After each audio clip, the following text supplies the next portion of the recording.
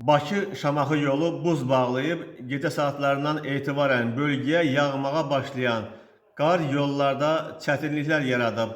Səhər saatlarında havanın qarlı və çovğunlu keçməsi səbəbindən Bakı-Şamaxı Yevlax avtomobil yolunun Qobustan rayonu ərazisindən keçən hissəsində buzlaşma yaranıb. Nəticədə avtomobillərin hərəkəti qismən məhdudlaşıb. Bir neçə nəqliyyat vasitəsi sürüşərək yoldan çıxıb. Qarlı hava şəraiti ilə əlaqədar Bakı-Şamaxı avtomobil yolunda hərəkətin təhlükəsizliyinin təmin edilməsi məqsədilə polis əməkdaşları gücləndirilmiş rejimdə xidmət aparırlar. Digər aidiyyəti qurumların əməkdaşları ilə birgə yol örtüyü və yol nişanları qardan və buzdan təmizlənir, qum və duz səpilir.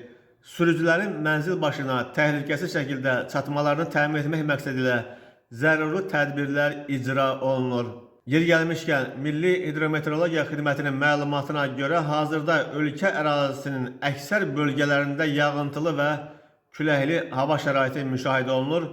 Şərur, Xaltan, Daşkəsən, Göygöl, Gəncə, Şəki, Şamaxı, Qırız, Göyçay, Yardımlı, Lerikdə duman müşahidə olunub. Dumanda görünüş 500 metrədək məhdudlaşır. Amma yanvarın 3-dən etibarən ölkə ərazisində hava şəraitinin tədricən mülayimləşəcəyi, əsasən yağmursuz keçəcəyi, temperaturun tədricən yüksələcəyi proqnoz edilir.